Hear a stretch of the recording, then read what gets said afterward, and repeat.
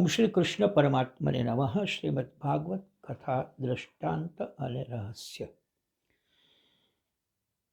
શ્રી કૃષ્ણની લીલારૂપ કર્ણામૃતના એક કણનો પણ જે રસાસ્વાદ કરી લે છે તેના રાગ દ્વેષ, સુખ દુઃખ વગેરે બધા દ્વંદ્વો છૂટી જાય છે.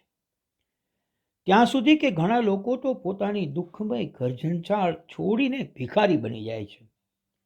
પોતાની પાસે કોઈ પણ જાતનો સંગ્રહ રાખતા નથી અને પક્ષીઓની માફક દાણા દાણાની ભીખ માગી પોતાનું પેટ ભરે છે. આ દુનિયાને છોડી જાય છે તો પણ શ્રી કૃષ્ણની લીલા કથા છોડી શકતા નથી. ભ્રમર ગીતમાં રાધિકાજી આ પ્રમાણે કહેતા છેવટે કહી નાખે છે કે વાસ્તવમાં એ રસનો ચસ્કો એવો છે અને એવી અમારી દશા છે. જો વાંસળીના શબ્દ કાને સંભળાય તો રાધે કૃષ્ણ કરતા પાગલ બને છે. શ્રી કૃષ્ણની વેણુ માધુર્ય દિવ્ય છે. ગોપી કહે છે, મુરલી બજા કે મેરો મન હરી લીયો. ગોપી પ્રેમ ભર્યો ઠપકો આપતી કહે છે, મુરહર રંધન સમયે મા કુરુ મુરલી રવમ મધુરમ. હે મુરારી, ભોજન બનાવવાના સમયે તો કૃપા કરીને આ મધુર મુરલીની તાન ન છેડો. કનૈયા, તારી મુરલીનો ધ્વનિ સાંભળી મારા ચૂલામાંના સૂકા લાકડા રસભીના બનીને રસ વેવડાવવા લાગે છે. તેથી અગ્નિ બુઝાઈ જાય છે તો મારી રસોઈ અટકી પડે છે. બોલ, હું શું કરું? મારા લાલાની વાંસળી જેના કાનમાં ગઈ તે કાયમનો ગુલામ બની ગયો. તેથી સખી, મેં માની લીધું છે કે આ કનૈયો સૌથી મોટો છે. ગર્ગાચાર્ય કહે છે, હું સ્વયં પાકી બ્રાહ્મણ છું, એટલે ભોજનનો સમય થયો છે. મને ભૂખ પણ લાગી છે, પણ મને કોઈના હાથનું પાણી પણ ચાલે નહીં. મને કોઈના હાથની રસોઈ પણ ચાલે નહીં.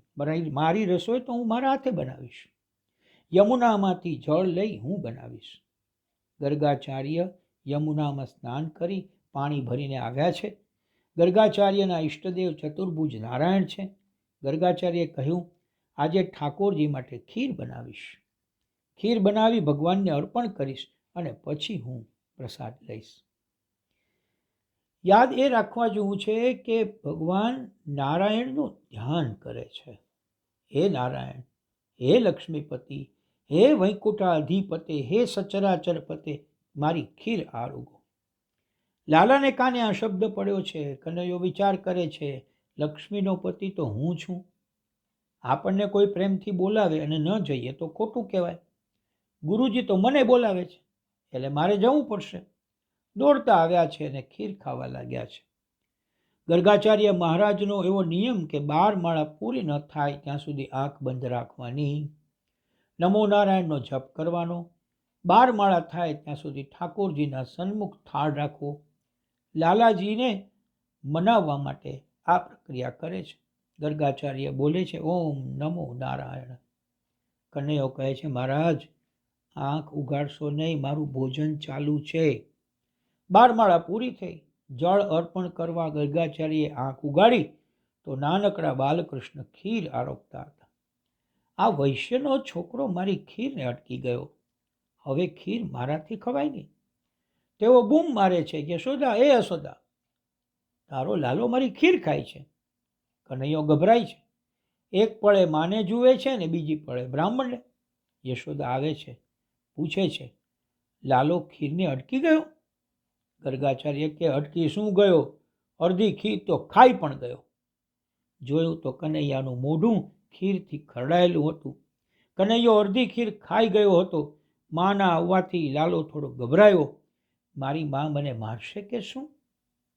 યશોદા કનૈયાને ધમકાવવા લાગ્યા, ઘરમાં ક્યાં થોડું છે, તું મહારાજની ખીર ખાવા લાગ્યો. કનૈયો કહે, માં, તું મને બોલે છે, પણ હું શું કરું? આ મહારાજે મને બોલાવ્યો, તેથી ખીર ખાવા આવ્યો. બોલાવ્યા વગર હું ક્યાંય જતો નથી.